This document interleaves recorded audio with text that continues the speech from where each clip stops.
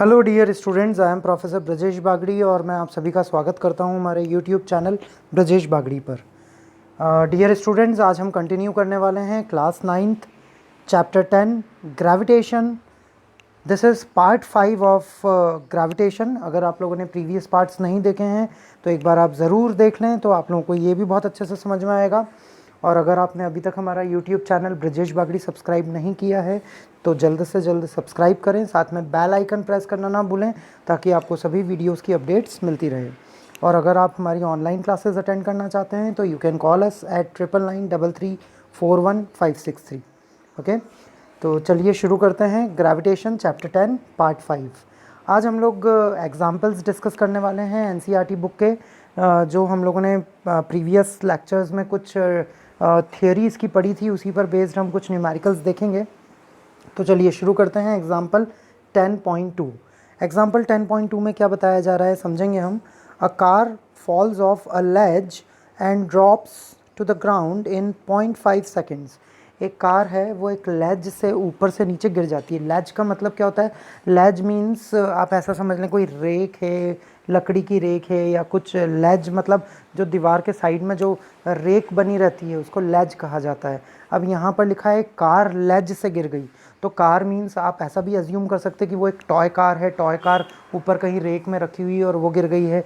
या आप ऐसा भी समझ सकते हैं कि यहाँ पर कहीं पर ये एक कार लेज पे रखी हुई थी एक्चुअल कार और वो वहाँ से गिर गई, लेकिन ये थोड़ा सा इम्पॉसिबल सा लग रहा है, इसीलिए हम ऐसा अज्यूम करते हैं कि लेज मीन्स एक टॉय कार है और वो एक लेज से नीचे गिर रही है।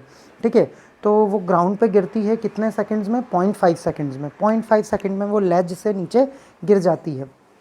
टाइम गिवन है, let g is equals to 10 metre पर सेकेंड। हमें पता है कि जी की वैसे एक्चुअल वैल्यू होती है 9.8 मीटर पर सेकेंड स्क्वायर, लेकिन यहाँ पर कैलकुलेशन को सिंप्लीफाइड करने के लिए कई बार क्या होता है कि जी की वैल्यू 10 अज्यूम कर ली जाती है, तो वही यहाँ पर अज्यूम की गई है, जी की वैल्यू को 10 मीटर पर सेकेंड स्क्वायर अज्यूम कर लिया गया है बजाय कि 9.8 लेने के।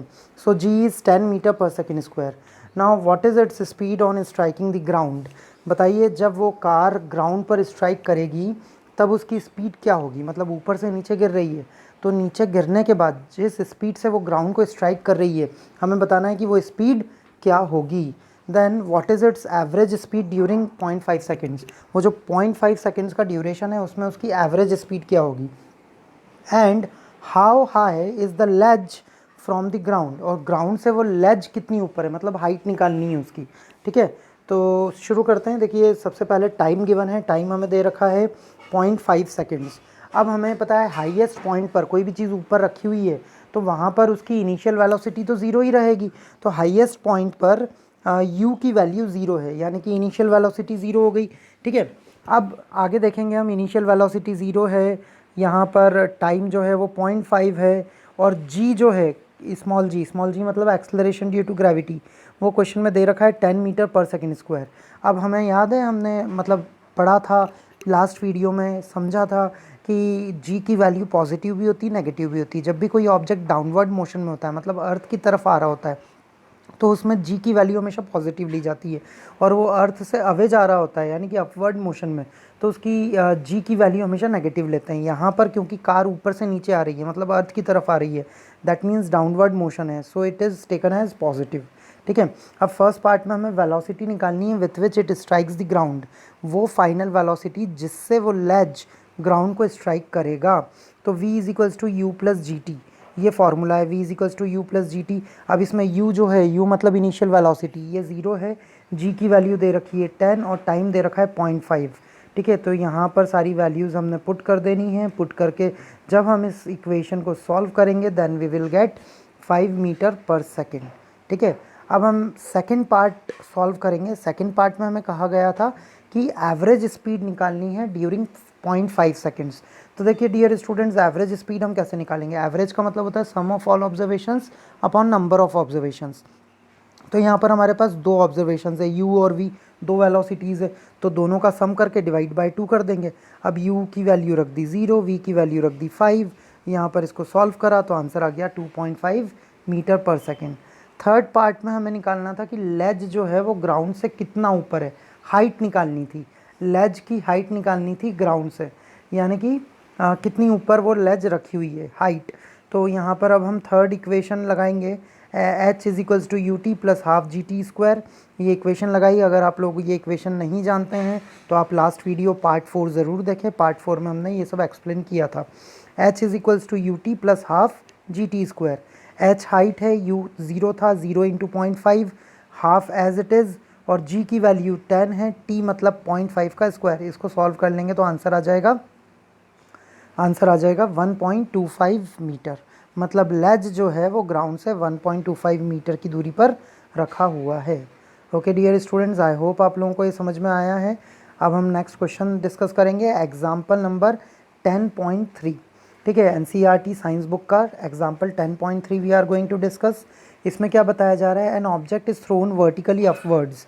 अब एक ऑब्जेक्ट को हम ऊपर की तरफ फेंक रहे हैं, वर्टिकली अपवर्ड डायरेक्शन में वो जा रहा है, and rises to a height of 10 metre. और कितनी हाइट तक जा रहा है वो, 10 मीटर तक। तो हाइट यहाँ पर गिवन है, नीचे से ऊपर फेंका जा रहा है। ठीक है, calculate the velocity with which the object was throne upward. तो बताइए किस वेलोसिटी से वो ऑब्जेक्ट को ऊपर फेंका गया, मतलब उसकी हमें इनिशियल वेलोसिटी निकालनी है। भाई आपके हाथ में एक बॉल है, आप उसको ऊपर फेंक रहे हो, तो ऊपर जिस वेलोसिटी से आप उसको फेंक रहे हो वो इनिशियल वेलोसिटी होगी, वही आपको यहाँ पर कैलकुलेट करना है। सेकंड पार्ट में बोला गया है the time taken by the object to reach the highest point. अब सबसे हाईएस्ट पॉइंट पर पहुँचने में उस ऑब्जेक्ट को कितना समय लगेगा, वो टाइम भी आपको कैलकुलेट करना है। तो देखते हैं क्या क्या गिवन है। एक तो हाइट दे रखी है, हाइट की वैल्यू कितनी दे रखी है, 10 मीटर, ये हाइट गिवन है। अब हमें ये कॉन्सेप्ट पता है, हमने लास्ट वीडियो में डिस्कस भी किया था कि जब भी किसी ऑब्जेक्ट को फेंका जाता है नीचे से ऊपर, तो कोई एक पॉइंट ऐसा होता है जहाँ पर उसकी मैक्सिमम हाइट होती है। तो मैक्सिमम हाइट पर जाकर उस ऑब्जेक्ट की वेलोसिटी हमेशा ज़ीरो हो जाती है। So final velocity, maximum height पर जाकर फाइनल वेलोसिटी होगी। तो फाइनल वेलोसिटी यानी कि मैक्सिमम हाइट पर जाकर जो वेलोसिटी होगी ऑब्जेक्ट की, वो ज़ीरो हो जाएगी। ठीक है, अब जी की वैल्यू जो होगी, जी होगा -9.8 मीटर पर सेकेंड स्क्वायर।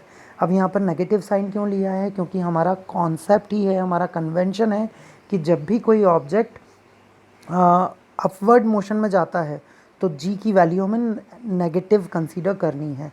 ठीक है, तो यहाँ पर क्योंकि हम ऑब्जेक्ट को ऊपर की तरफ फेंक रहे हैं तो उसका जी जो होगा वो हम नेगेटिव कंसीडर कर लेंगे। अब हमने फर्स्ट इक्वेशन ऑफ मोशन लगाई, first equation of free fall, जो कि क्या है, v square. Third equation of free fall, v square is equals to u square plus 2GH। ठीक है, वी की जगह हमने 0 रख दिया, you square as it is, 2 as it is, जी की जगह हमने रखा है -9.8 और h को हमने पुट कर दिया है 10। अब इस इक्वेशन को हम सॉल्व कर रहे हैं तो we will get 0 is equals to u square minus 196। 196 को हमने ट्रांसपोज कर दिया है तो u इज इक्वल्स टू √196 और u की वैल्यू आ गई 14 मीटर पर सेकेंड। ये इनिशियल वेलोसिटी हमें मिल गई है। सेकंड पार्ट में हमसे बोला गया था कि टाइम निकालना है आपको। तो अब आप first equation of free fall लगाएंगे। First equation of free fall क्या है, v is equals to u plus g t. ये इक्वेशन हमने लगाई, v की जगह 0 रख दिया, u की जगह 14, g की जगह -9.8 और t एज इट इज़।